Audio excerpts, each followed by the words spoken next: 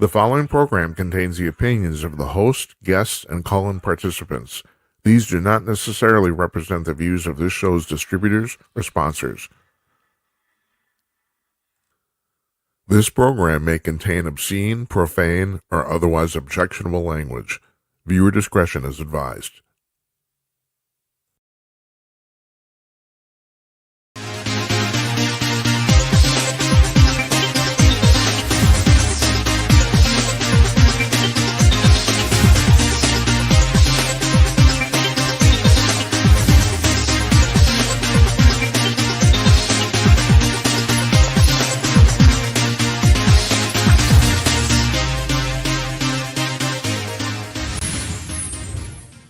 Howdy, hello, everybody. Come to you cordless from glamorous Minneapolis.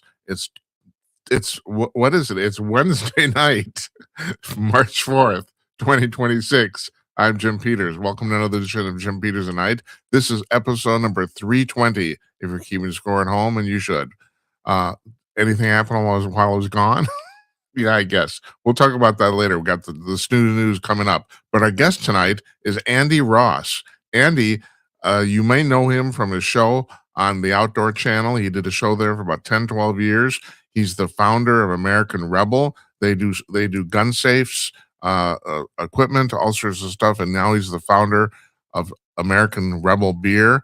He's got a whole bunch of stuff going on. He's a recording artist. We're going to put him on here right now, coming to him from his home in Nashville, Tennessee. Hi, Andy. How are you? I'm doing great. How you doing? You are doing great. Man, you got a lot of stuff going on, you know? I like to keep busy. Yeah, I guess you do. So let's just start here. First of all, where are you from originally? I'm originally from Chinook, Kansas. I moved to Kansas City when I was about 16. And then 17 years ago, I moved to Nashville. And what did you start with first? I mean, you were a bow hunter, and you kind of turned that into a business, right? Yeah, it all just ran like a great big record. I had a passion for hunting growing up, doing a lot of upland hunting, pheasants, quail, doing turkey hunting, duck hunting. And that turned into a passion for archery and bow hunting. I filmed a couple of my hunts, 4 or 5 of my hunts, with a cameraman by the name of Mike Osborne that had done some work for the Jewelry Brothers. We edited up a couple of the hunts and made a DVD out of it. We sent it out to the networks. And the next thing I knew, I had a TV show on the Outdoor Channel called Maximum Archery World Tour. When I was doing the TV show, I thought, it'd be nice if the show kind of had a rock and roll edge, and we filmed some of the travel and the camaraderie and behind the scenes of making the show, and going into strange bars and almost getting into bar fights and finding laundromats and crossing borders and getting tags, and it kind of became one of the first reality shows. But what I thought would be cool, to give it a rock and roll edge, I could play music. I knew my way around the studio. So if I had some unique proprietary music to my show for the opener, for the credits, in and out of commercials, and I wrote Gotta Go Hunting Blues, Hunt Me Down, Buck of a Lifetime, Blood Trail on a Whitetail, Support Your Local Wildlife. I made all these hunting songs, and I truly just made them for the show, but I had no idea the internet was going to explode, file sharing was going to become a thing, iTunes was going to come into existence. And the next thing I knew, I had music going everywhere, and a music career was born, and I was getting calls out of Nashville. So it was really a lot of fun and a blessing. Yeah, Andy, what year are we talking about? When did you start that show on the Outdoor Channel? What year was that? About 2005. Yeah, I assume you've been playing music well before then. I mean, I have to tell you, I wanted to play one of your music videos during the interview here, but YouTube won't let me. So for whatever reason, there's a rights issue. Normally we don't have to deal with that, but for whatever reason, YouTube wouldn't let us.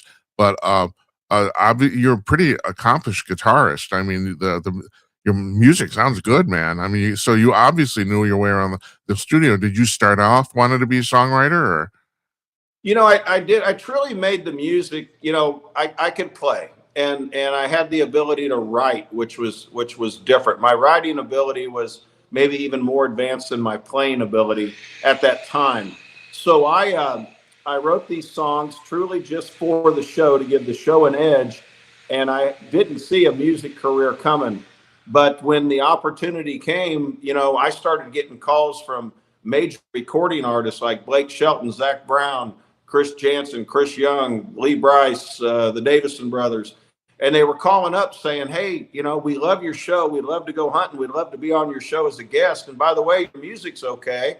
But, if you come to Nashville, let's write one. So I got to do what I think a lot of writers would love to do and try to do. I got to write starting, 15 years ago. I got to write with artists that were better and more accomplished than me. They call that in Nashville writing up. You always want to write with somebody who's got more experience and credibility and maybe a track record of writing, hit songs. Yeah. And I was blessed with the right to do that because of the hunting show. And I would say that from where I was to where I went to musically by hanging around with these people and learning from these people, I had some really good growth in the last 10 years of being an artist, a player, a singer, being able to write songs that are catchy, and my ability to go out and play. I mean, I'm sitting here talking to you, and tomorrow I got rehearsal, and I'm leaving to play the NHRA race at Gainesville, Florida, and then I'm on down to play the big bike event down in Southern Florida, a big bike rally, and I'm blessed to get out and play. Well, American Rebel, you guys have a car in NHRA, right? Yes, we do. And that again is just a continued part of the story. I had a CD out in 2015 called Time to Fight. On that CD, I had a song called American Rebel. It got, it caught some traction, kind of went viral. Danny from Counting Cars on the History Channel heard it, ended up getting a hold of me, and they put me on Counting Cars. And he called the episode Rocked and Loaded. That further advanced the song and the popularity of the song and the streams and downloads. And then I met a friend named Corey Lambert, who's an entrepreneur, and he said, Andy, that song's a brand. American Rebel's a brand. It's America's patriotic brand. The song's the mission statement. Let's build a company around it. So that's how American Rebel started in 2015, was from the song. We built the brand, with concealed carry clothing, backpacks, coach jackets. In 2019, we got into gun safes. 2022 rolled around, and we decided to launch expand the product line. We bought our OEM manufacturer, and about a year and a half ago, we launched America's patriotic, God-fearing, Constitution-loving, national anthem singing, stand your ground beer. And we've done that to overwhelming success. We're in 18 states. We have the largest distributors, the Coors Miller houses, the Anheuser-Busch houses, distributing the beer. So, the TV show landed into a music career, a song turned into a brand, and a brand turned into where I'm sitting today. Now, we're going to go all over the place here because you just brought up so much stuff. All right, the beer. First of all, I have to tell you, you're all over Minnesota, but you're not here in Minneapolis, because I actually tried to find some. I couldn't. But, but Duluth, St. Cloud, all that sort of stuff, all over the place. That's fantastic. Good for you.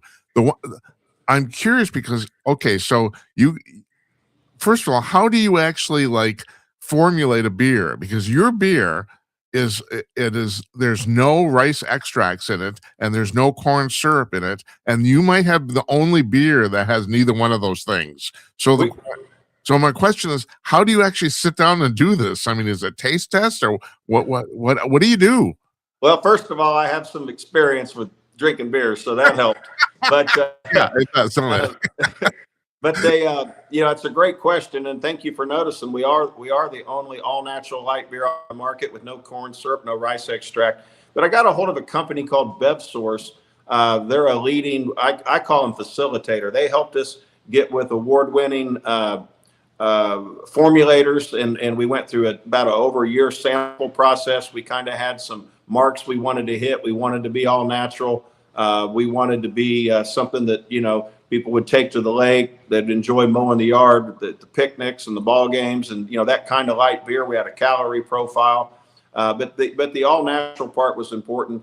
BevSource put us with the formulators, the master brewers. They helped us, understand taxation, legal, and getting licensed in states and distribution. And they really helped us go through the learning curve of what it meant to be in the beer business, and I assume probably the alcohol business in general. But I got to give them a lot of credit for stepping in and and helping us and partnering up with us. Yeah, the other thing is rice extract isn't necessarily a bad thing. I mean, Budweiser is basically based on it. So the fact that you decided to pull it out, I find that, I mean, does something substitute for that, or how does that work?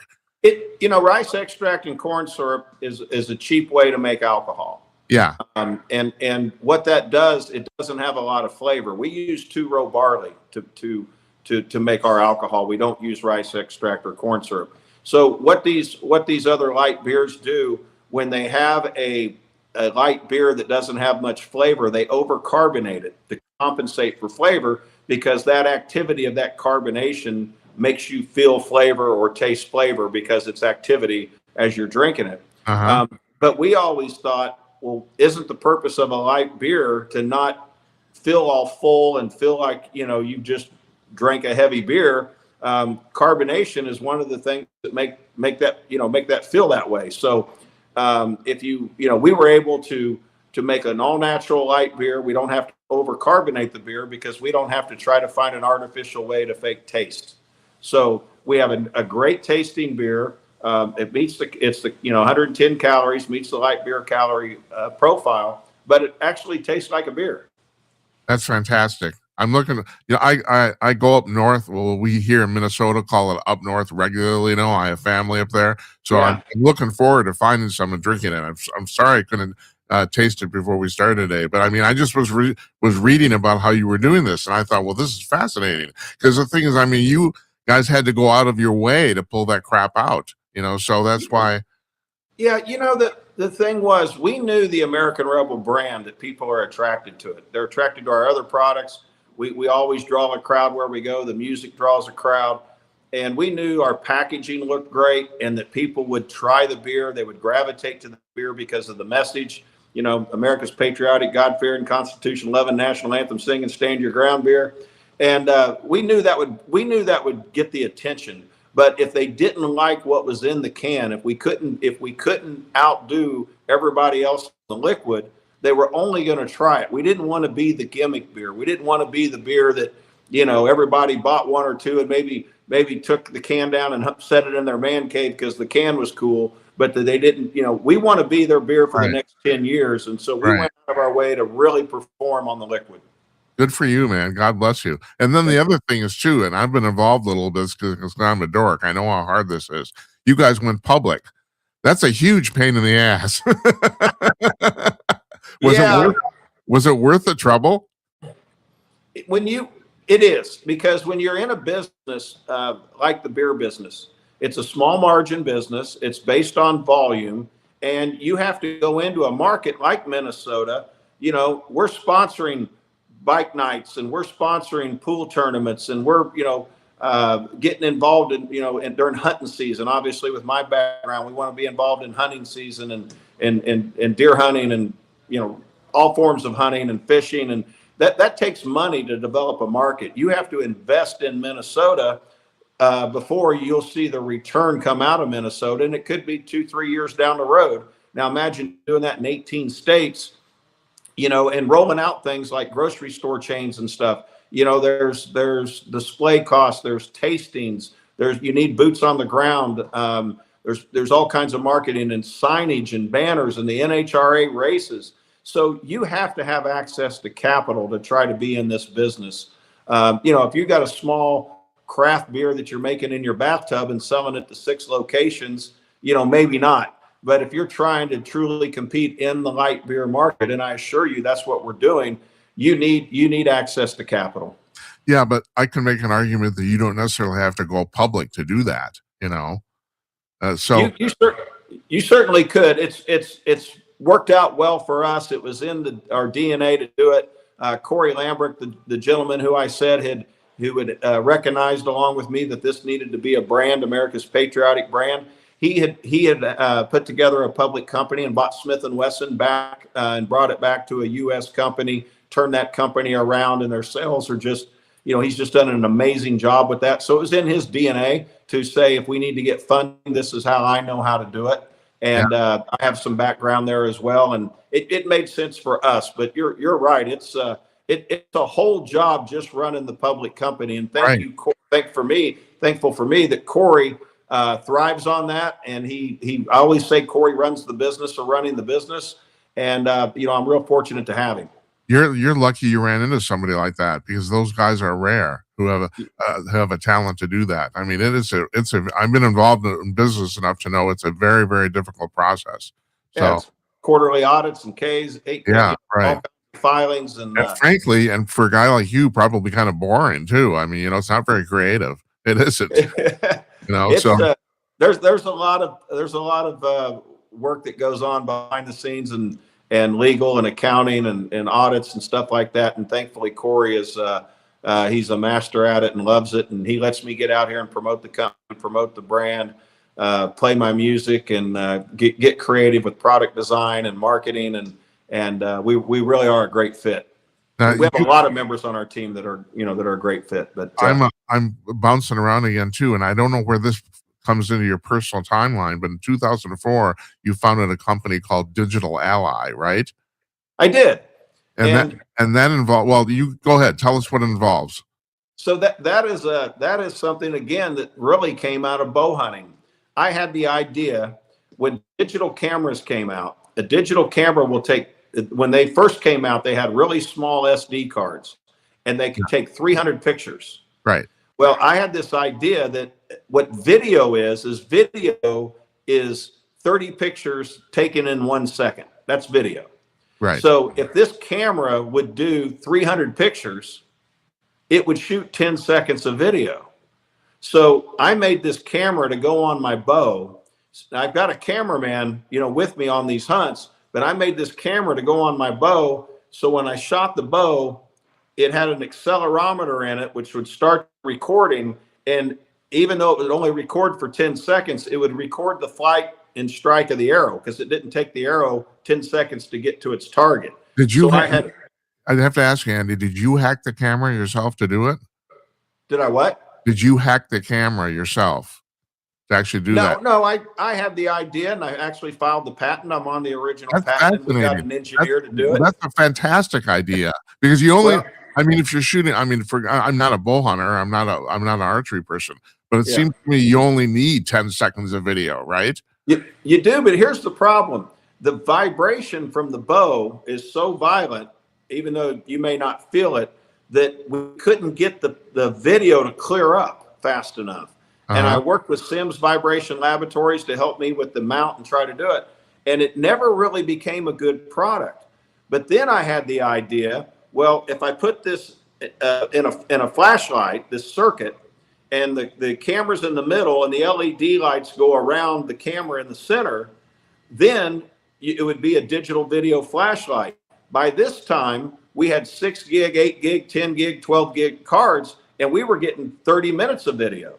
So now I made something that a police officer or fire inspector, police officer could use it on a domestic violence charge, going into a house, to investigate a crime scene, DUI stops, searching the trunk of a vehicle.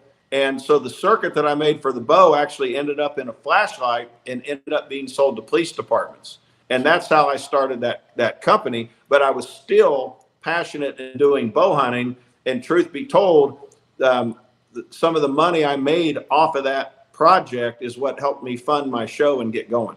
That's pretty cool. So were you already doing the show in 2004? You weren't, were you? No, I wasn't. I didn't have the show yet, but I was out filming, and I was making this bow camera to try to get an angle of my hunt that the other shows didn't have. But this is a classic example of of taking, a lemon and making lemonade. Yeah, it's just absolutely fascinating. Are you still involved with that company? No, and I haven't been for many years. You sold it, or you just passive investor? Well, it also went public, and I just sold out of my stock and invested in my show and what my new career path, if you will. Yeah. So do people compare you to Ted Nugent a lot? You're kind of on the same trajectory, and your music kind of sounds similar. I mean, I'm going to lump it in, but if you don't mind.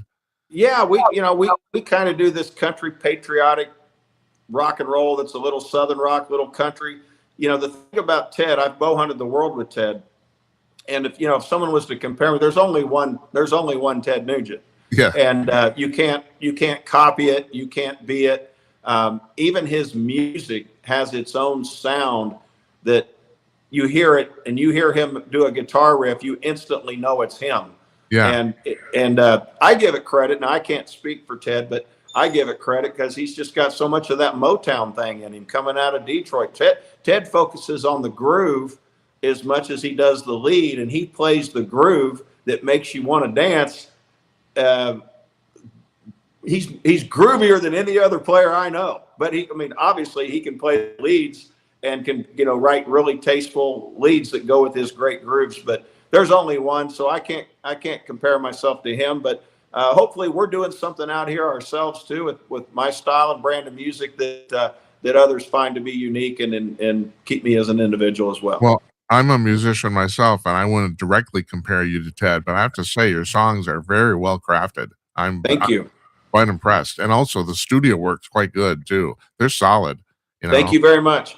I met when I came out here and I started writing with some people. I was writing with the Davison brothers, and we wrote a song, and they said, "Hey, why don't you let our producer take you in the studio to record it?" His name is Doug Grau. He put together all the Little Texas, worked with Little Texas and all the big Little Texas hits. God Bless Texas, Amy's Back in Austin, Kick a Little, It Might Have Been.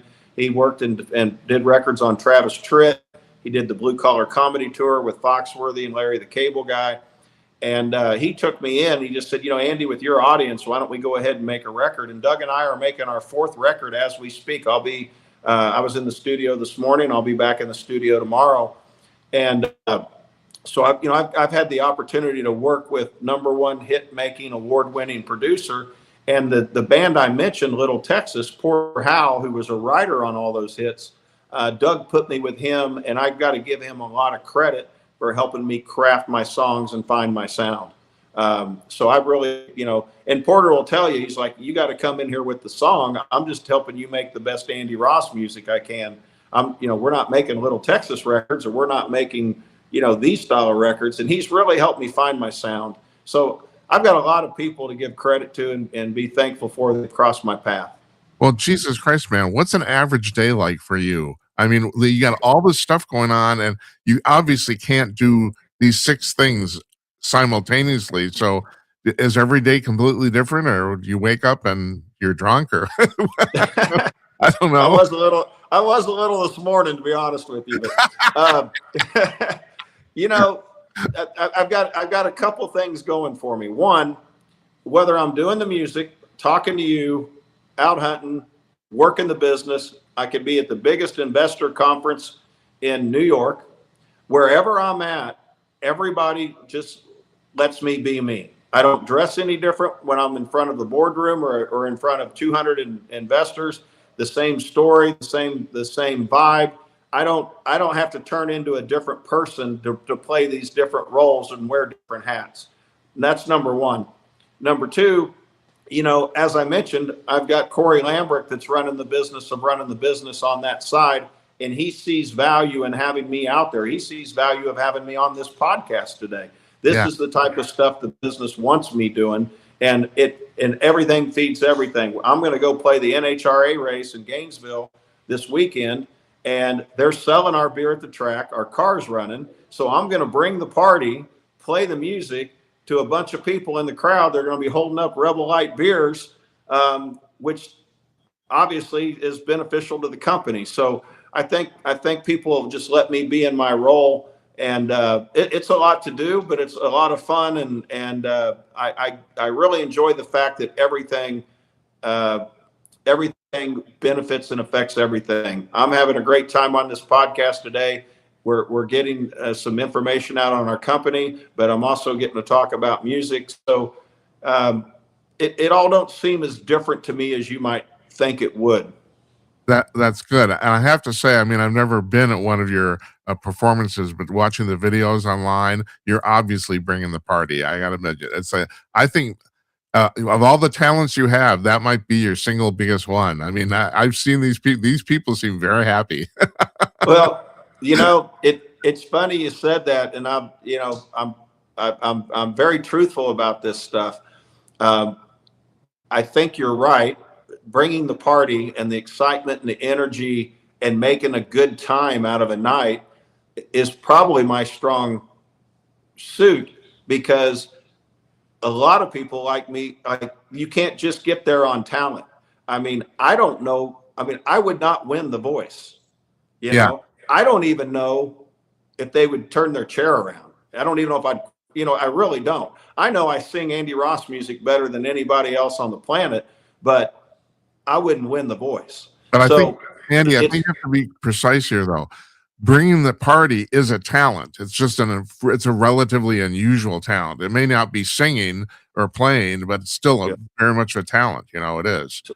So everybody that I think that's successful in music, for the most part, the people I know, they have a thing about them. Elvis had a thing for sure, right? Yeah. Right. Nugent's got his thing, and I mean, the artists here in town, the Tim McGraw's and the Garth Brookses, and people have a thing about them that makes them just a little bit different. I know there's so much talent in this town. It's crazy how much talent's in this town, but you could put 80% of them in the same box. Yeah. And that doesn't always get you where you want to go. I tell everybody all the time, I'm not the best bow hunter in the world. I'm not the best musician in the world. I'm not the best businessman in the world, but I do think I'm the only one that has this story, and that makes it unique and makes it a thing. Yeah. God, good for you, man. I'm going to put your website on the screen here. So I was trying to look at something. You have website. This is andyross.com, and you also have americanrebelbeer.com. That wasn't quite as visually interesting, so I decided on this one, if you don't mind my saying so. But this has got a little of everything on it. It's got the beer, the car, it's got some guitars, and that hat that's right up there. That's what I thought. Right there. Yeah. And before we went on the air, you were telling me you had about 60 guitars, but like most people in your position, you play about 6 of them, right? Regularly. Play about 6 of them, and 80% of the time I'm playing about 2 of them. Yeah. So what in the immediate future? What do you got going on? You're going to the NHRA thing, and you got what else going on? What else you got going? Yeah, I'll play about 12 to 16 races this year. I play a lot of bike rallies, which I'm also doing this coming weekend. Freedom festivals, outdoor events. We do a lot of that kind of thing.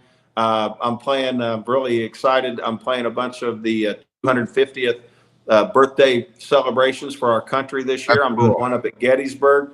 I'm playing with Big and Rich on 9/11 at Black Oak Amphitheater. Doing some stuff with Aaron Lewis and Bradley Gilbert, doing some opening dates with them coming up. So it's going to be a busy summer.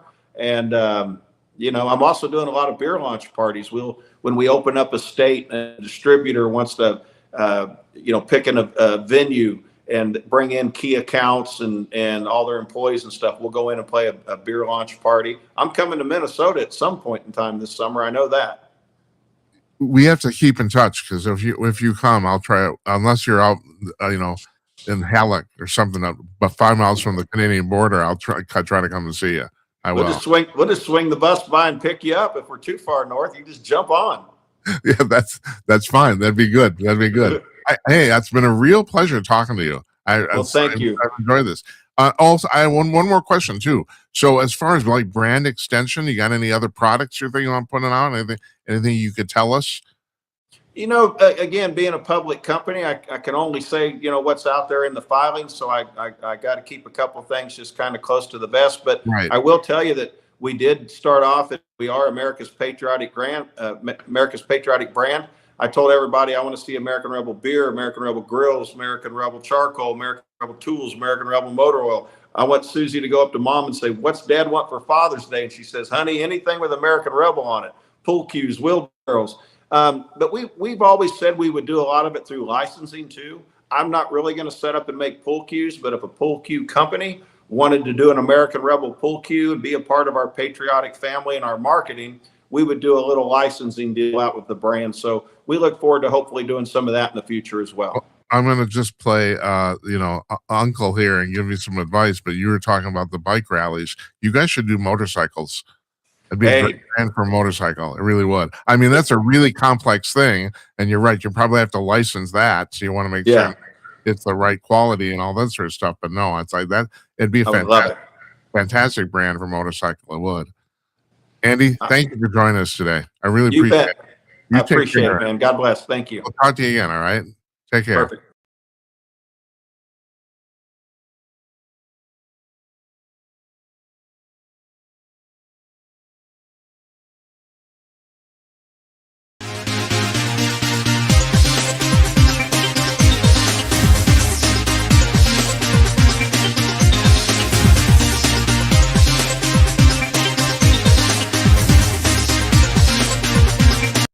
Welcome back, everybody. Our thanks to Andy Ross there.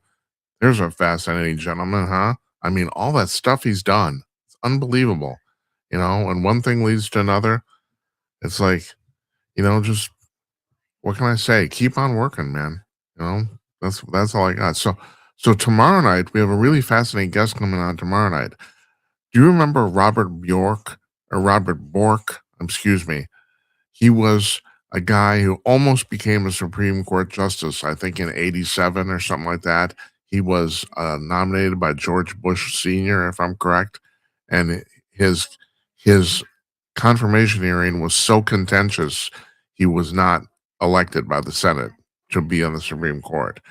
It was when Kavanaugh had his hearings, a few years ago, that everyone was basically pointing back to Bork's hearings. And there's a verb now called to be borked, and that is to basically get your nomination for whatever it is in federal office so screwed up that people abandon it. That's unfortunately what happened to him. Anyway, he had a son. That's Robert Bork Jr. And Robert Bork Jr. has written a book called The New Paradox, Antitrust and the Threat of Conservative Socialism. And he's going to be our guest tomorrow night. And this is his book actually plays into something I'm going to be talking about in a few minutes here. And we call this the Snooze News for March 4th. And like I said at the top of the show, did I miss anything this week? So we've been off. We've been off since last Thursday. Now, good news here is that this stops as of now. Next week we're going to have a full week of shows, and we should in the conceivable future too. But I'm of course the thing that happened is this war, if you want to call it that, military action in Iran happened over the weekend, and the thing that surprises me. So there's been polls done in the last few days. To my amazement, the one that was done, I think on Sunday or Monday, only 30% of the people in the United States were for this action. The other 70% were against it. Of course, basically all Democrats are against it. What was really amazing is that a bunch of conservatives, a bunch of Republicans were against it too. Here's my take on this. There's an alternate universe. There's a parallel universe where the Iranians drop a bomb on Midtown Manhattan, a nuclear bomb. That would have happened. As a matter of fact, supposedly one of the things that set the Trump administration off here is about actually confirming to do this, although they've been planning it for months, which is one of the reasons these things are going so well. They planned it for months, even though they weren't ready to pull the trigger. Is that the Iranians reminded them that they had enough nuclear material, uranium, to make 11 nuclear bombs, and they thought, okay, game's over. We're not going to wait for that. Because the thing is, and I've been saying this, and people don't believe it, but it's really true. These people, when Trump says they're lunatics, he's not kidding. The entire existence of that country and of that party was to eliminate Israel and the United States off the world map. That's the entire goal. That was the entire goal their entire time, the last 47 years since they took power. What was it, in 78? They have that's the only thing that's been driving them. And so you don't think if they had a nuclear bomb, they wouldn't use it? Well, all I can say is you're naive. That's all I would say. First of all, they use it on Israel for sure.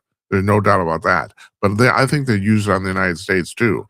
They were basically ramping up to have ballistic missiles that would hit the American mainland. They didn't quite have them yet. Although this is pointed out, this got gets lost in all the bullshit news that the supposed news organizations are putting out, that the Iranians, so the UK refused to let us use, and I'm not quite clear on this. Was it their own flight airport bases or ours to enter Iranian airspace? They wouldn't let our jets use them, and I think it's theirs. But I know that I know for sure. Cyprus, which is an island right off the coast of Iran, no, I'm sorry, off the coast of Greece. What am I thinking? It's about 1,100 miles away from Iran, right? Okay, there's a British military base, flight base there. In other words, runways, and the Iranians bombed it. They have a ballistic missile that could reach 1,100 miles. And the amazing thing is that the British already told the Americans that we couldn't use it, and the Iranians bombed it anyway. Now, it appeared to me at first that the Iranians were bombing everybody in the region willy-nilly, and a lot of people thought that was because they completely lost control of the aiming procedures of their ballistic missiles, of their their arsenal. But apparently that's not completely true. One thing that is, I guess, completely true is that they've lost all command and control. In other words, their relative military bases around their country have lost communication with each other. So they're basically all isolated. So they're just launching shit. But they did hit the British airbase on Cyprus from 1,100 miles away. So they could do that. And that's way farther than Israel is, you know? So I don't understand how anybody could be against this. I just don't. And I'm not the only person to say this. It appears that the Democrats are so concerned about giving Donald Trump a win that they would rather screw this up. I mean, there's Jeffrey's already floating a resolution in Congress to immediately pull Donald Trump's ability to wage any warfare. Is not just whether the War Powers Act per se, but basically to stop this. It would stop this entire military action dead in its tracks, and of course we would lose for that reason alone. And they don't care. They don't seem to care. I can't imagine. I guess I can imagine after all these years. Trump derangement syndrome is loud and proud. That's all there is to it. There's people they would rather see the U.S. fail than Donald Trump win at anything. It's really, I just find this just disgusting. Now, the polls that came out today, this is Wednesday morning, the appears that the public sentiment has shifted fairly dramatically. It was 34 or 70 against on Monday, and now it's 50-50. And that happened in just a matter of 2 days. So I just don't understand how anybody could be against this. I don't. I mean, nobody likes to do this stuff, and people are saying, well, you started another forever war. But like Pete Hegseth said, and this is really important, it's really true. No, we're ending a war that's been going on for 47 years. And that's true. They are. I mean, the Iranians have already killed through various military actions thousands of Americans in the last 47 years. Thousands. In that one thing in Beirut in 1983 alone, they killed 214 American soldiers in one single action. So I just don't understand. It's like I'm starting to think I'm just an old relic of another era, and no one is, and there's no common sense on anything. Absolutely anything. The other amazing thing that's happened here is that a lot of the countries in this region that started out against this action has now come 180 and have decided to support it, mostly because the Iranians, like fucking idiots, bombed them. So the Iranians sent missiles into Dubai that has nothing to do with this at all, nothing, just apparently to piss people off, or they lost control of them or something. But pretty much all of the countries in this region now that have been bombed that were friendly to Iran, now all of them have turned. So Iran has no friends. It's like, and I find the precision of our military absolutely astonishing. I do. First of all, in the very first strike, they took out the top 48 leaders in Iran. And people have talked about this, the sheer arrogance of the Iranian military to think they could all meet and have lunch in one place and nothing bad would happen. It's just like, and then of course that happened again 2 days later. So their supposed assembly of experts, this is the people, they basically have a conclave, like you choose the Pope, except they instead of cardinals, they have their clerics assembly of experts, which is a bunch of clerics who get together and they choose the supreme leader. The supreme leader is a theocrat. It's a religious position. The president and prime minister, they are political positions, but the supreme leader is the supreme leader. Basically, he runs the country. And so they got together to elect another one, and supposedly they were bombed again. Now this is getting a little murky here. There's the confirmation on this is kind of starting to fall apart, but the fact that, but still, I mean, it's they still bombed the place they met. That's for sure.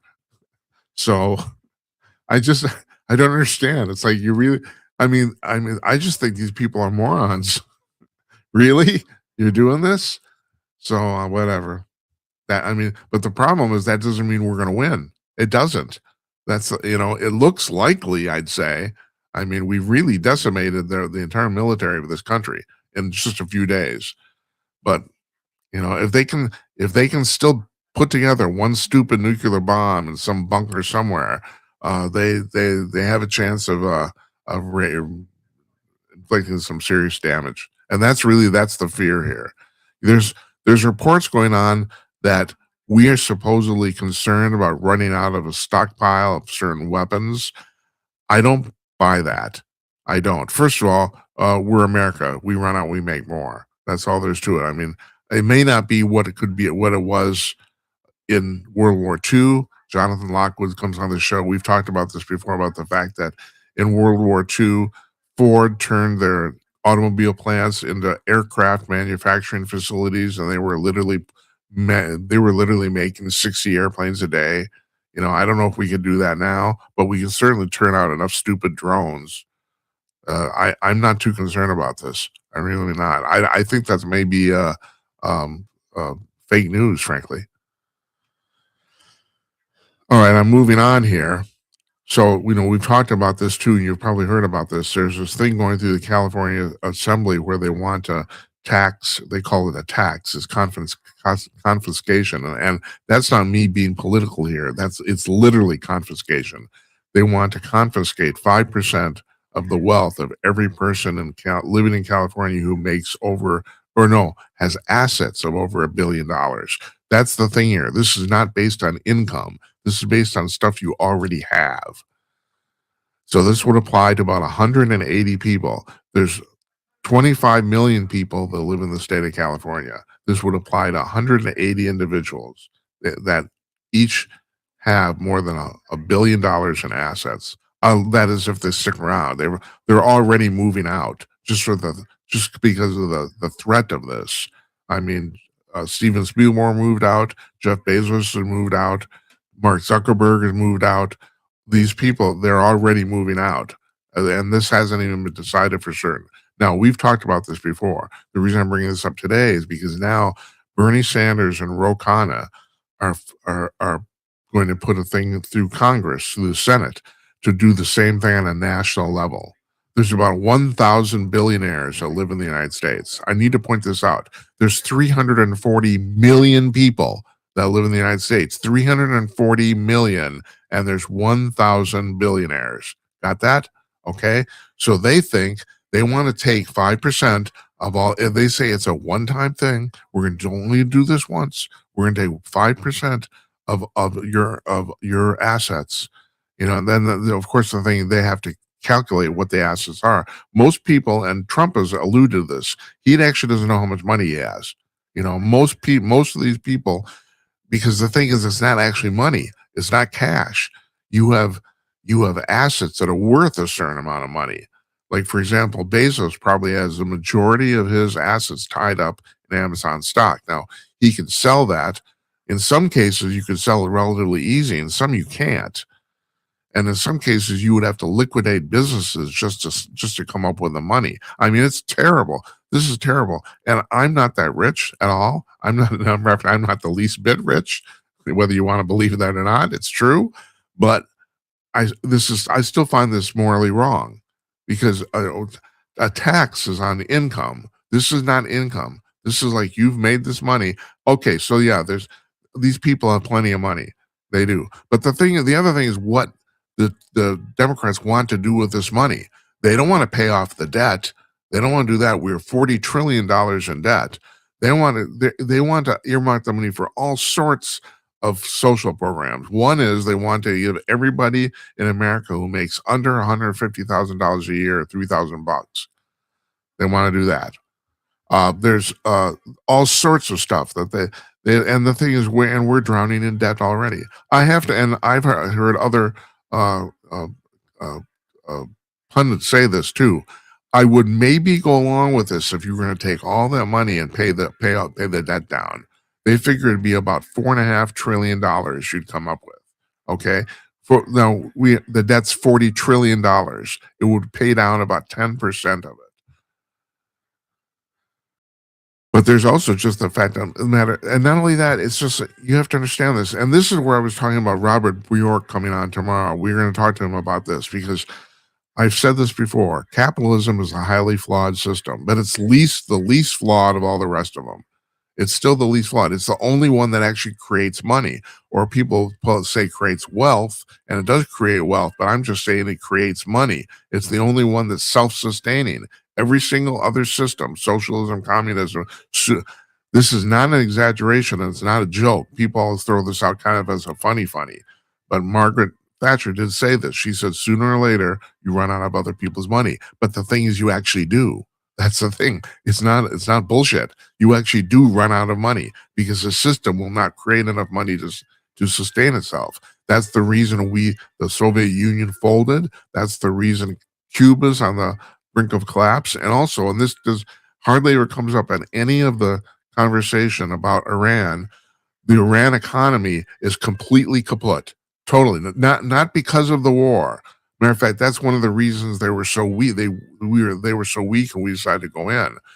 For all basic purposes, the real, the unit of currency in Iran, is worthless. So for that reason, basically, people don't have jobs, which is the reason they end up in the street. Why thousands of people are protesting. They literally don't have anything else to do. Now, they can go to the job, but the money they'd be paid is worth nothing. You can't even buy a loaf of bread. So what's the point? And we've proved this over and over again. If this was 1920 or 1917, I could understand people wanting to give it a shot. We've had over 120 years of this, and it's never worked once, not one single time. And these people want to do the same thing. So they want to confiscate all this money. They want to blow it. Well, then what happens after that? What do you do? You do it again? Is that the deal? And we've already been doing enough of this. And this is the point where, I can talk about the Democratic Socialists, but no, when it comes to the debt, the Republicans are equally guilty. We've ran up $40 trillion in debt. We are spending money like mad, stupid people. And it has to stop. It has to stop. No one wants it to stop, because people have noticed if you give people free stuff, they have a tendency to vote for you. That's the reason this keeps going on and on and on.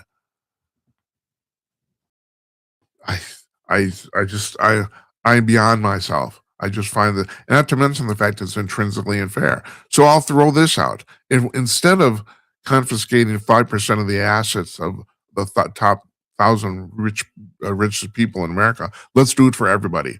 We'll take 5% of what you own, regardless of, if you, let's say, if you're living in a shack and you don't have a car, or whatever, or sleeping on somebody's, and you're making $8,000 a year and money, or 5%, excuse me. Let's do everybody. And let's see how that goes over. And then they'll say, well, that's not redistribution of wealth. No, it isn't. That is not redistribution of wealth. It just proves how unfair and how stupid the idea is. And no, the thing is, people say, well, I mean, I hear this all the time from my liberal friends. Elon Musk doesn't deserve that money. Well, here's the deal. Elon Musk his company launched 199 orbital space flights last year in 2025. That's the actual number. Their goal was 200. They came one short. 199, and our stupid government can't even get a rocket off to orbit the moon. And I think the last try was the 11th try, and it failed again. And then rolled back Armistice back into the vehicle assembly building and fixed the damn plumbing. It's really terrible. They can't. Now I understand the onus on safety, because the Challenger disaster that killed those 7 astronauts was completely avoidable, and everybody knew it. Everybody who worked at Raytheon, who designed those rocket booster engines, everyone knew the thing was going to blow up. It was an open secret, because they say you can't run those engines under 40 degrees Fahrenheit, and it was 32 that day when they launched it, and everyone knew it was going to fail. And I know they're trying to avoid that from that happening again. And I guess that's a good thing. But seriously, how many times tries do you need? It was either the 9th or 11th. I can't even remember, but it's failed at least 9 times. Now they've put this, I actually wrote it down here. The next launch window is the first week of April. It's April 1st or April 3rd to 6th. Now, and April 30th. Now, the way this works is because you have to wait until certain orbital alignments occur for them to do this, because the idea is they're going to launch off Cape Canaveral, go into orbit around the Earth, and then launch out of Earth and go around the moon, come back. They do not have a lunar lander attached. They, believe it or not, they want to land on the moon next year, and they haven't even designed the lunar lander yet. They don't even know what it's going to look like. This is turning to be, and okay, so our government with billions and trillions of dollars can't even do that. And SpaceX launched 199 orbital flights last year, and they're actually now talking about putting up millions of satellites. These satellites are no bigger than like a Rubik's Cube or a softball. They're very small. But they put them in orbit, and because they're so small, they don't need any power. You don't need to adjust the orbit at all. Sooner or later, they fall out of orbit, but they're so small, it takes forever. So, and that's what the Starlink thing is, where they can basically broadcast internet down to the ground. So, it's like, okay, so if you can do that, maybe you should have $400 billion in the bank. And now, granted, yes, he's not the only person doing it, but he does head the whole thing, and his brain is driving it. So, and yes, that is one of the faults of capitalism. I agree, and that is, once you have a certain amount of money, it becomes extremely easy to make more. That's one of the faults of it. The less money you have, the harder it is to make money. And I agree. That's not fair. It's that's intrinsically unfair. But when you look at all the other systems, it still works. That's the thing. No other system works. And this is, that's what gets back to my thing. We're going to talk to Bork about this tomorrow. Capitalism is a very unfair system. It's the least unfair of all of them, because the rest of them are worse. Alrighty. Okay, this is really fascinating story, and I'm guessing you haven't heard this, but a social media influencer in, I think she's in Idaho, if I'm right, or Washington, has been sued and awarded $10 million because here's the way this went down. So you know the Brian Kohlberger murders. This guy murdered 4 people in their dorm house. And I think I always get this confused. I think the kids lived in Idaho, but they're going to the University of Washington, if I'm right. It's right on the border, and so he was been convicted now of this.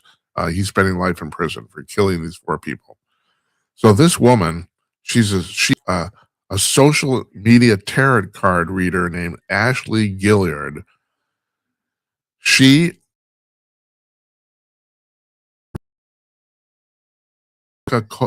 Schofield of having something to do with this murder because she said the tarot cards told her this. Professor Schofield didn't even know these kids. She had never had met them. She had no dealings with them. Nothing. She completely, and apparently that was verified that that she did not know these people. And basically, by Gilliard getting on the intertube and saying this, she ruined this woman's life. It's like because apparently, for some reason, there's millions of people that follow idiots on the internet. And that's my problem. I'm not stupid, so apparently no one follows me. So there you go. Do I look bitter? Yeah, because this is getting ridiculous. Everyone's figured out the formula. It's very simple. And the more attention you get, and therefore the more money. So I mean, it's really terrible. Even Tucker Carlson has fallen into this now. I was reading Bill O'Reilly was saying, he said, I don't even recognize Carlson anymore. Well, the problem is, and Bill doesn't have to deal with this, is that Tucker's on his own now. He's in the social media wilderness, and he has figured out, especially because he's used to making enormous amounts of money, that for him to make money online, he has to say a certain number of outrageous things. And Megyn Kelly apparently is in the same boat. And then Candace Owens, she's driving this boat. That's all she does. And she is making boatloads of money. I mean, it's unbelievable. She has posts that she puts out that are seen by 20 to 30 million people. Of course, she's been accusing Francois Macron and France about the fact that his wife is a man. All sort of about this thing about Erica Kirk TPUSA, Turning Point, about the fact that people in the organization actually killed Charlie Kirk. I mean, it's just disgusting crap. It's complete bullshit, but yet she's making a lot of money because people tune in. So this apparently is what this Ashley Gilliard woman was doing, and it was working because her tarot card readings, whatever the fuck that is, basically ruined Miss Schofield's life. So Schofield sued her, and she had no trouble winning. First of all, the trial was judge only, but the judge said that she definitely defamed Schofield, and then they procured a jury to come up with the award, and the jury took 2 hours, $10 million. It was a no brainer, and Miss Gilliard in both trials represented herself, and she never actually came up with a plausible reason why she did this. She never said. And Gilliard's broke, and I'm not the only person who's figured this out. Professor Schofield's probably never going to see her money. She probably won't. But Gilliard's paychecks, wherever she's working, are going to be garnished for the rest of her life. That's all, and so really, so the problem is here you have a young woman who's basically broke, who thought she could make some money doing this, but it never occurred to her that she's defaming somebody. It never, or that anybody would ever take action, or all she sees is Candace Owen getting away with this crap. But Candace Owen, you have to understand, was already wealthy, extremely rich before she even got online and before she became a podcaster. So, and Tucker Carlson, same thing. I mean, Tucker Carlson made oodles of money working for Fox News. So, I mean, these people they can afford the legal ramifications of doing this stuff. Miss Gilliard, it never occurred to her. She couldn't. And now she's screwed. And why? And not only that, it's like, why are you doing this? Were you doing this for cash? It's dishonest money. That's all there is to it. Stop. Try that. Try stopping. Oh, well, then if you stop, you have to work at Burger King. I understand. All right. Not as glamorous and probably not as much money, but at least you're not screwing people. And now you're screwed. I don't know. All right, so I got to show you this, and I put this in the description of the show today. So on February 22nd, what was that, about a week ago? Yeah, about a week ago. The Mars Curiosity Rover, which, do I have to point this out, is on Mars. It's in the Gale crater, and it's taking pictures because that's what it does. It has a camera. It's always taking. I have no idea how many pictures. It probably takes a couple hundred pictures a day. I have no idea how many. But anyway, I got to put this on the screen. So it takes this picture, and you can't see this, but you see that little dot. You can't even see my cursor, but the circle there, that little dot. Well, what is that? And here's the close up of it, which is not particularly. It's kind of it's a fucking flying saucer on Mars. What the hell? It's like, Jesus Christ. And people said, oh, no. It's an artifact of the photographer. No, it's not. I know how this shit works. That's no photographic artifact. That's a flying saucer.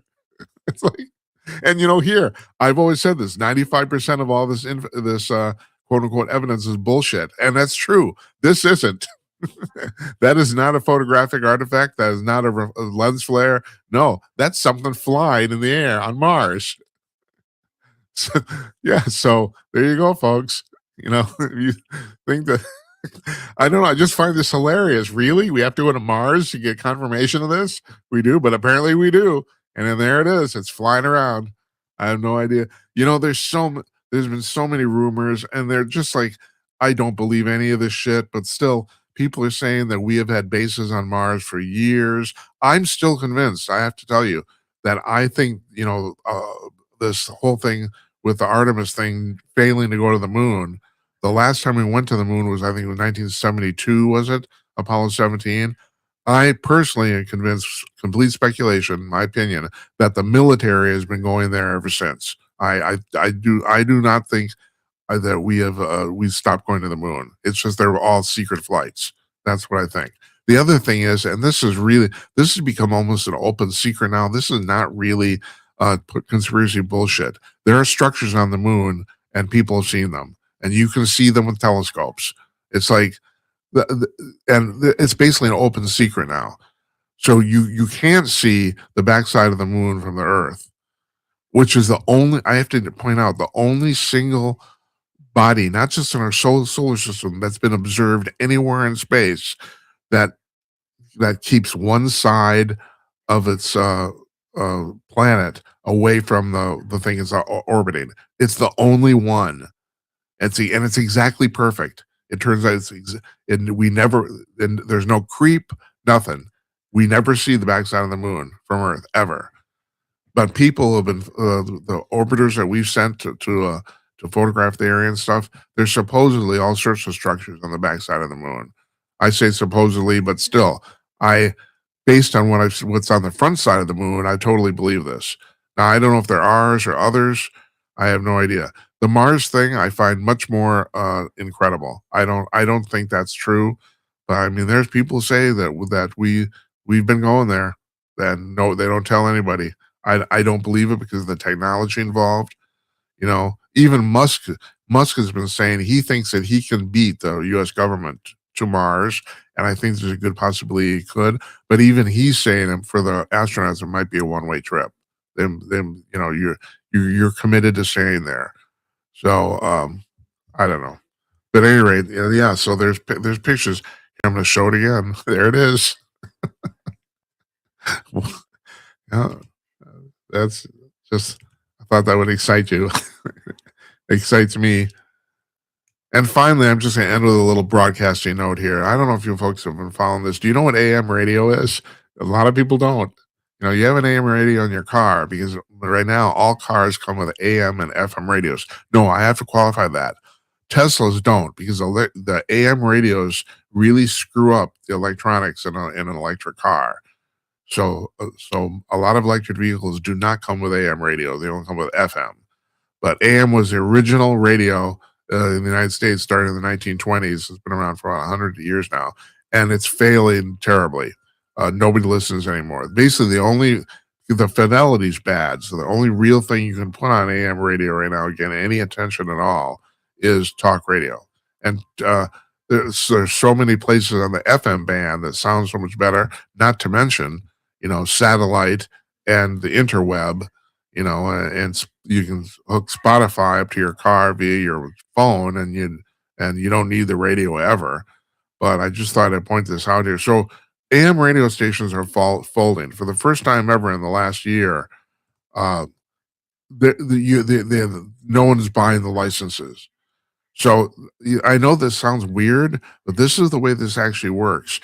In the 1920s, the United States started offering the licenses at specific frequencies for radio stations. And later they did the same thing for TV.